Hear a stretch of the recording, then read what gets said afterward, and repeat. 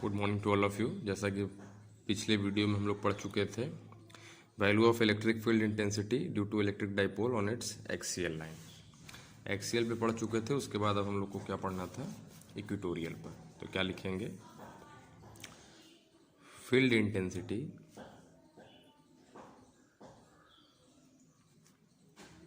Due to dipole on its equatorial line. कहाँ पे calculate करेंगे, इक्वेटोरियल लाइन पर। तो हम लोगों को ये पता होना चाहिए कि इक्वेटोरियल लाइन कहाँ से गुजरेगी, यानी कि कौन सी होगी इक्वेटोरियल लाइन। तो देखिए नाम से ही क्लियर हो जा रहा है। मान लेते हैं हमारे पास कोई एक डाइपोल है, ठीक है, उसका नाम हम लोग क्या दे देते हैं, ए और बी। ठीक, एक डाइपोल है ए बी। तो भाई जब डाइपोल होगा तो जाहिर सी बात है कि इसके पास चार्ज भी होगा। तो यहाँ पे मान लेते हैं ए के पास जो चार्ज है वो माइनस क्यू है और बी के पास जो चार्ज है वो क्या है, प्लस क्यू है। डाइपोल का सेंटर मान लेते हैं यहाँ पर, ठीक है। और ये डाइपोल का जो लेंथ है वो क्या मान लेते हैं, 2a आप मान सकते हैं। कहीं कहीं किसी किसी बुक में 2l मान लेता है इसे, ठीक है। तो अब इक्वेटोरियल लाइन कहाँ होगा, इक्वेटोरियल लाइन का मतलब उन पॉइंट को मिलाने वाली लाइन इक्वेटोरियल लाइन कहलाएगी जो सारे पॉइंट का डिस्टेंस दोनों चार्ज से क्या हो, बराबर हो। तो देखिए आप इस पॉइंट को इस चार्ज से मिलाएंगे ऐसे, और इस पॉइंट को इस चार्ज से ऐसे, तो ये डिस्टेंस क्या होगा, बराबर होगा। या आप नीचे भी इसको डॉट से कर सकते हैं, ऊपर भी चले जाइए। तो आप मान लेते हैं कि किसी पॉइंट P पर इलेक्ट्रिक फील्ड की वैल्यूज डाइपोल की वजह से कैलकुलेट करेंगे। यह P इसी लाइन के अलोंग किसी पॉइंट पर लाई कर सकता है, नीचे भी ऊपर भी, क्योंकि इसी पॉइंट पर आपको बराबर डिस्टेंस मिलेगा दोनों चार्जों से, इसीलिए ये इक्वेटोरियल लाइन कहला रहा है, ठीक है। तो मान लेते हैं कि पॉइंट पी पर हमें इलेक्ट्रिक फील्ड की वैल्यू कैलकुलेट करनी है। तो इस डिस्टेंस का नाम क्या हो जाएगा, ए पी हो जाएगा, और इस डिस्टेंस का नाम क्या हो जाएगा, बी पी हो जाएगा, ठीक है। मान लेते हैं पॉइंट पी का जो डिस्टेंस है इस सेंटर से वो कितना है, स्मॉल आर, ठीक। तो जो डाइपोल मोमेंट बनेगा उसका डायरेक्शन क्या होगा, नेगेटिव चार्ज से पॉजिटिव चार्ज की तरफ होगा, वो हमने बताया है। तो minus P vector is equal to इधर हो जाएगा ऐसे। अब थोड़ा सा ध्यान दीजिएगा, ये कैसा चार्ज है, माइनस क्यू चार्ज है। तो हम लोग करेंगे क्या, पॉइंट पी पर जो इलेक्ट्रिक फील्ड की वैल्यू कैलकुलेट करेंगे, माइनस क्यू चार्ज की वजह से एक बार कैलकुलेट करेंगे और एक बार प्लस क्यू चार्ज की वजह से करेंगे, फिर दोनों का रिजल्टेंट निकाल देंगे, ठीक है। तो माइनस क्यू चार्ज की वजह से जो पॉइंट पी पर इलेक्ट्रिक फील्ड की वैल्यू होगी, उसके अगर डायरेक्शन की हम लोग बात करें तो उसका डायरेक्शन किधर होगा। भाई आपको बताया गया है कि जो नेगेटिव चार्ज होता है उस केस में इलेक्ट्रिक फील्ड का जो डायरेक्शन होता है टुवर्ड्स द चार्ज होता है, यानी कि पॉइंट पी से ए की तरफ होगा, यानी कि इलेक्ट्रिक फील्ड का जो डायरेक्शन होगा किधर होगा, नीचे की तरफ होगा, ठीक है। यह क्या हमारा होगा, इसे मान लेते हैं E1, ठीक है। और फिर जो है कि जो प्लस क्यू चार्ज है पॉइंट बी पर रखा हुआ है, इसके वजह से जो इलेक्ट्रिक फील्ड की वैल्यू पॉइंट पी पर होगी, ये कैसा चार्ज है, पॉजिटिव है। तो इलेक्ट्रिक फील्ड का डायरेक्शन पॉजिटिव चार्ज से इससे दूर की तरफ होता है, तो इसका जो डायरेक्शन होगा पॉइंट पी पर वो कैसा हो जाएगा, along the line but B P का डायरेक्शन होगा। और इसकी जो वैल्यू होती है वो मान लेते हैं क्या, E2 वेक्टर, यानी कि E1 मान लिया हमने माइनस क्यू चार्ज की वजह से पॉइंट पी पर इलेक्ट्रिक फील्ड की वैल्यू, और E2 मान लेते हैं प्लस क्यू चार्ज की वजह से इलेक्ट्रिक फील्ड की वैल्यू, ठीक है। अब E1 और E2 निकाल लेते हैं, निकालने के बाद रिजल्टेंट इनका निकाल लेंगे, रिजल्टेंट वेक्टर दोनों का, ठीक है। तो आइए शुरू करते हैं। तो मैं लिख नहीं रहा हूँ, ठीक है। अगर आपको एग्जाम में लिखना होगा तो आप ऐसे लिखेंगे, if E1 is the electric field intensity at P due to charge minus Q at A, then जो मैंने बोला आप उसे लिख लीजिएगा। तो E1 इज इक्वल टू क्या होगा भाई, E1 का फार्मूला क्या होता है, मैंने आपको बताया, charge upon 4 pi epsilon not into distance का स्क्वायर होता है। तो चार्ज कितना है, Q है, तो यहाँ पे क्या लिखेंगे, Q लिखेंगे upon 4 pi epsilon naught, distance कितना है, यह AP है, तो यहाँ पे क्या लिखेंगे, AP का स्क्वायर लिखेंगे, ठीक है। तो यहाँ पे थोड़ा सा हम लोग AP की अगर वैल्यू की बात करें तो ये पूरा डिस्टेंस कितना है, 2a है। तो यहाँ से यहाँ तक का डिस्टेंस क्या होगा, स्मॉल a होगा, और ये डिस्टेंस स्मॉल r है।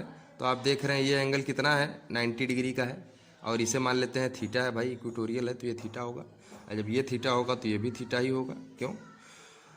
तो अगर आपसे ये वैल्यू पूछा जाएगा तो पाइथागोरस थ्योरम से आप क्या बताएंगे, भाई हाइपोटेनस का स्क्वायर बराबर क्या होता है, परपेंडिकुलर का स्क्वायर प्लस बेस का स्क्वायर। परपेंडिकुलर आर है और बेस कितना है, स्मॉल ए है, तो यहाँ पे क्या हो जाएगा E1 is equal to Q upon 4 pi epsilon naught. A P की वैल्यू क्या हो गई, स्मॉल ए का स्क्वायर प्लस आर का स्क्वायर। इसमें कोई दिक्कत नहीं होनी चाहिए मेरे हिसाब से। और इसका डायरेक्शन क्या होगा, एलॉन्ग पी ए होगा, एलॉन्ग पी ए होगा। मैंने आपको बता दिया पी ए क्यों होगा, क्योंकि ये चार्ज कैसा है, निगेटिव, और इस केस में इलेक्ट्रिक फील्ड का डायरेक्शन क्या होता है, चार्ज के तरफ होता है, इसलिए डायरेक्शन पी ए के तरफ बनाया गया है। ठीक है, ठीक उसी तरीके से E2 की वैल्यू हम लोग कैलकुलेट करेंगे।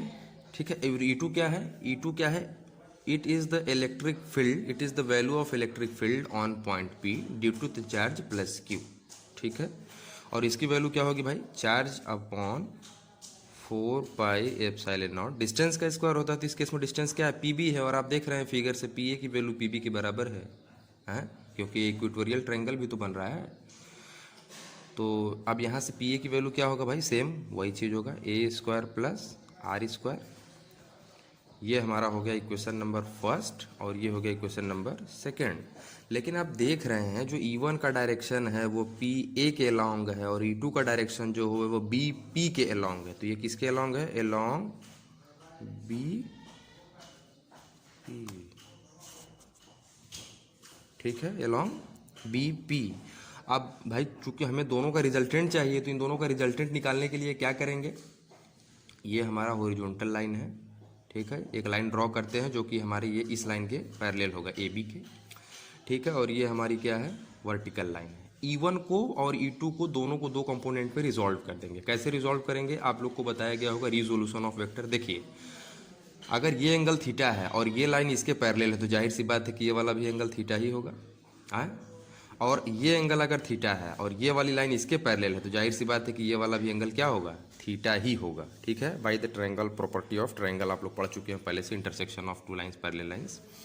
तो देखिए रिजोल्यूशन ऑफ वेक्टर क्या कहता है, अगर हमारे पास ये x एक्सिस होता है और ये y एक्सिस होता है, क्लास 11th में आप पढ़ चुके हैं रिजोल्यूशन ऑफ वेक्टर, खैर मैं एक बार फिर से बता दे रहा हूँ। अगर ये कोई एक ए वेक्टर हो, x एक्सिस के साथ थीटा एंगल बनाता हो, तो जो इसका रिजोल्यूशन होता है वो x एक्सिस के अलॉन्ग क्या होता है, a cos थीटा होता है, जबकि y एक्सिस के अलॉन्ग क्या होता है, a sin थीटा। याद रखने वाली बात यह है कि हमेशा जिस डायरेक्शन में थीटा होता है, यानी कि थीटा जिस एक्सिस के साथ जुड़ा होता है, उस एक्सिस के अलॉन्ग इस वेक्टर का कंपोनेंट a cos थीटा होता है, और जिस एक्सिस के साथ थीटा नहीं होता यानी वर्टिकल कंपोनेंट, उसे a sin थीटा कहते हैं।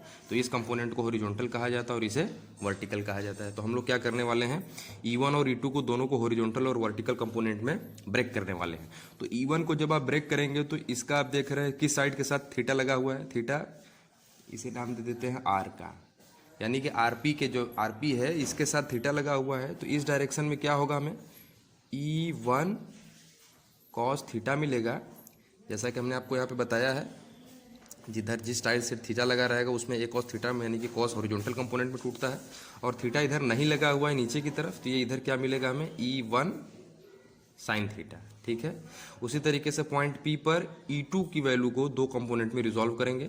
तो भाई E2 थीटा किधर लगा हुआ है, PR के अलॉन्ग लगा हुआ है, तो ये भी एक कंपोनेंट इसका E2 cos थीटा मिलेगा जो कि इधर होगा।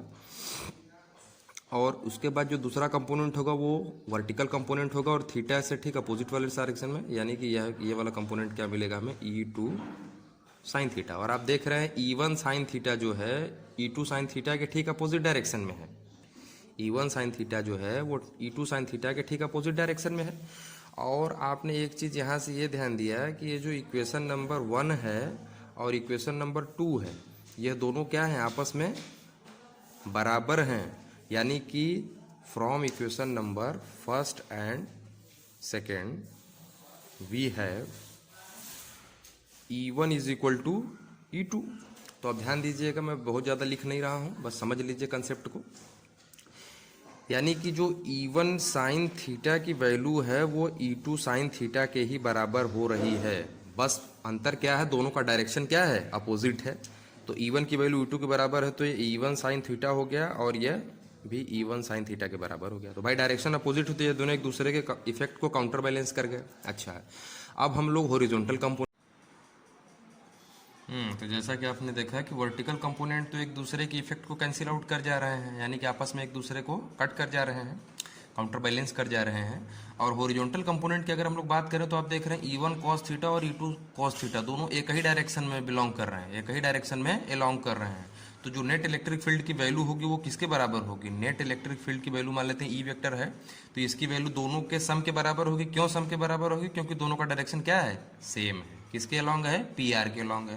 तो ये क्या है? E1 cos theta plus E2 cos theta है। चूंकि E1 की वैल्यू E2 के बराबर है तो हम लोग इसे क्या लिख सकते हैं? E is equal to E1 cos theta plus, बस E2 की जगह हमने E1 पुट कर दिया, ठीक है। अब ये वैल्यू क्या हो जाएगी? E vector is equal to ये E1 cos theta, E1 cos theta जुड़ के क्या हो जाएगा? 2E1 cos theta. अब हम लोग क्या करेंगे? E1 की वैल्यू पुट कर देंगे और cos थीटा की वैल्यू पुट कर देंगे, ठीक है।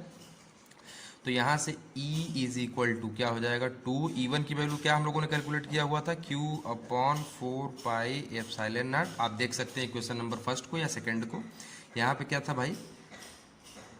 ए स्क्वायर प्लस आर स्क्वायर लिखे या R square plus A square लिखे, बातें कही है, ठीक है। और कॉस थीटा है तो कॉस थीटा का फॉर्मूला क्या होता है? बेस अपॉन हाइपोटेनस होता है। तो इस ट्रायंगल में अगर कॉस थीटा आप अप्लाई करेंगे तो यहाँ थीटा है तो ये बेस हो गया और यह हाइपोटेनस हो गया। बेस कितना होगा? AO होगा और हाइपोटेनस क्या होगा? AP होगा। तो यहाँ क्या लिखेंगे? AO अपॉन AP, ठीक है। हम लोग AO की वैल्यू और AP की वैल्यू जरा डिस्कस कर लें क्या होगा। देखिए AO की जो वैल्यू है वो क्या है? स्मॉल a है, यहाँ से लेकर यहाँ तक स्मॉल a है। और AP की वैल्यू क्या होगी? Root over small a square plus R square. कैसे? By applying Pythagoras theorem in the triangle APO, ठीक है। क्योंकि आप जानते हैं AP का स्क्वायर बराबर क्या होगा? AO का स्क्वायर प्लस OP का स्क्वायर। तो हम निकाल देते हैं इसको। देखिए तो अब जो हमारा वैल्यू हो जाएगा वो क्या हो जाएगा? E vector is equal to 2 upon 4 pi epsilon naught, इसको हम R square plus A square लिख देते हैं, कोई दिक्कत नहीं। AO की वैल्यू क्या है भाई? AO की वैल्यू हमारी है स्मॉल a है, जैसा कि आप फिगर में हमने अभी आपको दिखाया। यहाँ से देखिए AO की वैल्यू स्मॉल a है और AP की वैल्यू क्या होगी? Root over A square plus R square. तो यहाँ पे क्या पुट कर देंगे? Root over R square plus A square, ठीक है। अब यहाँ से देखिए E इज इक्वल टू, आप देखिए यहाँ से क्या इसको लिख सकते हैं? Q इंटू 2 का मल्टीप्लाई A में होगा तो 2A upon 4 pi epsilon naught. यहाँ देखिए R square plus A square के पावर में 1 लिख सकते हैं। R square plus A square के पावर में 1 है ऑलरेडी, और R square plus A square है, ये स्क्वायर रूट है, तो इसका मतलब क्या होता है? आर स्क्वायर ए स्क्वायर के पावर में 1/2 है। स्क्वायर रूट को ऐसे भी लिखा जा सकता है। तो E vector is equal to, आप जानते हैं कि Q इंटू 2A को क्या कहते हैं? डाइपोल मोमेंट कहते हैं, हमने आपको बताया था पिछले वीडियो में। और ये क्या हो जाएगा? 4 पाई एप्सिलॉन नॉट। देखिए इसका पावर 1 है, इसका पावर 1/2 है, और बेस क्या है? दोनों का सेम है। तो एक्सपोनेंट क्या होता है? जुड़ जाता है, पावर जुड़ जाता है। तो यहाँ R square plus A square के पावर में देखिए 1 है और ये 1/2 है, यानी कि ये 1 है और ये आधा है। तो 1 और आधा मिलेगा तो क्या होगा? 1.5 होगा, यानी कि 3/2 होगा। आप ऐसे देख सकते हैं 1 + 1/2, 2 1 जा 2, 1 3/2, ठीक है। तो यहाँ पावर कितना हो गया? 3/2। तो ये तो एक्सप्रेशन हो गया value of electric field due to electric dipole on its equatorial line at point P। लेकिन कंडीशन यहाँ पे जनरेट ये होता है कि अगर ये पॉइंट P की वैल्यू O से बहुत दूर हो जाए, यानी कि जो R है वो मच ग्रेटर देन 2A हो जाए, तो क्या कंडीशन बन रहा है? If R is greater than 2A का कंडीशन बनता है। तब इस केस में क्या होगा? देखिए जो 2A होगा वो R की तुलना में नेग्लिजिबल हो जाएगा, ठीक है। तो जब 2A नेग्लिजिबल होगा तो भाई जाहिर सी बात है कि A और उससे छोटा है। तो यहाँ जहाँ A है इसे हम लोग गायब कर देंगे। तो E vector is equal to P upon, अब देखिए यहाँ P है तो P लिख दिए, 4 पाई एप्सिलॉन नॉट है तो 4 पाई एप्सिलॉन नॉट हो गया। आर स्क्वायर है तो आर स्क्वायर, ए की जगह 0 पुट कर देंगे तो खत्म हो गया। 3/2 इसके पावर में है तो यहाँ 3/2 पुट कर देंगे। तो E vector is equal to P upon 4 pi epsilon naught है। देखिए यह 2 है और यह नीचे है, तो इसका देखिए कैसे होता है? इनटू पावर से पावर का मल्टीप्लाई होता है, तो 2 से 2 कट जाएगा, तो यहाँ क्या आ जाएगा? P vector upon 4 pi epsilon naught R cube. तो E वेक्टर की जो वैल्यू आई वो क्या हो गई? P vector upon 4 pi epsilon naught R cube. तो जैसा कि ये किस टर्म में है? इक्वेटोरियल है तो यहाँ EQ लिख देते हैं। और इसके पहले जो हम लोगों ने कैलकुलेट किया वो तो पिछले वीडियो में वो क्या था, एक्सियल था। तो आप देख रहे हैं इन दोनों इक्वेशन में यहाँ पे 2 है और यहाँ पर 2 नहीं है, बाकी एकदम सेम है। देखिए बस P/4πε r³ इसमें है, इसमें भी P/4πε r³ है। तो यहाँ से ये पता लग रहा है कि जो ई एक्सियल है वो क्या है, जस्ट डबल है किसका, 2 इंटू इक्वेटोरियल का। यानी कि अगर आप इस इक्वेशन को ए मान लेते हैं और इसे बी मान लेते हैं और ए को बी से डिवाइड कर देंगे तो आपको क्या मिलेगा, ई एक्सियल की जो वैल्यू होगी, यानी कि एक्सियल लाइन पर, डाइपोल मोमेंट के एक्सियल लाइन पर जो इलेक्ट्रिक फील्ड की वैल्यू होती है वो जस्ट डबल होती है इक्वेटोरियल के केस में। ठीक है, ये आपका एक्सप्रेशन होता है इलेक्ट्रिक फील्ड का due to electric dipole on different points. ठीक है, अब इसके बाद हम लोग नेक्स्ट पॉइंट डिस्कस करेंगे दूसरी वीडियो में।